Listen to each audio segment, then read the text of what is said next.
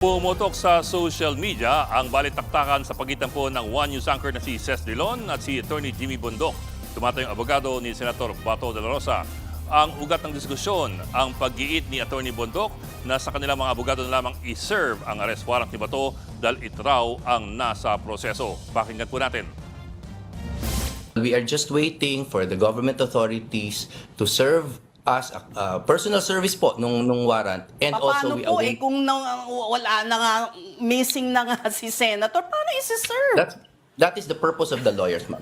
We are his legal counsel. Ma'am, I hope you don't ridicule us, ma'am. No, we're doing our best to I'm be not. You're earnest saying with you want the government to personally serve, but Yes. he ran You away. to us. He ran away. Abogado po kami. Abogado naman kami. Pwede naman po sa amin. And then ano pong gagawin ninyo pag Oh, na-serve na sa inyo? Then we will follow You'll produce accordingly. him? You will produce your client? Well, I can't assure that because I'm not Bato, but we will of course definitely serve the warrant on our client. Kasi po, ayaw nilang sundan yung sistema. They're not following the law that they're invoking. At yan ngayon ang tanong, pwede bang i-serve na lamang ang isang arrest warrant sa mga abogado ng akusado at sila na lang ang bahala makipag-usap sa kanilang kliyente? Ang gumagabay po sa pag-aresto sa mga akusado ay ang Rule 113 ng Revised Rules of Criminal Procedure. Diyan po malinaw kung ano ang pag-aresto at paano ito ginagawa. Halimbawa, ang definisyon ng pag-aresto nasa Section 1, itong pag-take custody ng isang akusado para siya po ay mapanagot. So kailangan po personal na kunin ang kustodiya ng akusado. Sa Section 7 naman, nakalagay kung paano ginagawa ang pag-serve ng arrest warrant. Kailangan sabihin ng arresting officer sa akusado na mayroong warrant of arrest siya at ano ang dahilan nito. Pero may exemption po yan.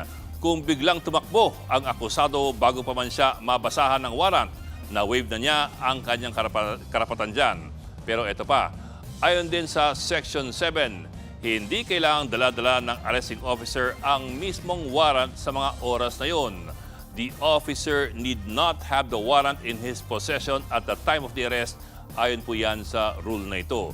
But after the arrest, if the accused so requires, the warrant shall be shown to him. Wala po sa Rules of Criminal Procedure ang anumang patakaran na pwedeng i-serve sa abogado ang arrest warrant dahil ito nga ay paghuli dapat sa isang akusado. Kailan pwedeng pumasok yung akusado? Kailan bali pwedeng pumasok ang abogado? Ang abogado maaaring mag-coordinate o mag-arrange ng pag-surrender ng akusado o di kaya maaari siyang bigyan ng tinatawag na informational copy ng nasabing arrest warrant. Mga kapatid, Ed Lingaw po, maging maalam at may pakialam sa mga napapanahong balita sa ating bansa. Para sa mas malilimang pagtalakay at paghimay sa mga issue at headlines, mag-follow at mag-subscribe sa social media pages ng News 5.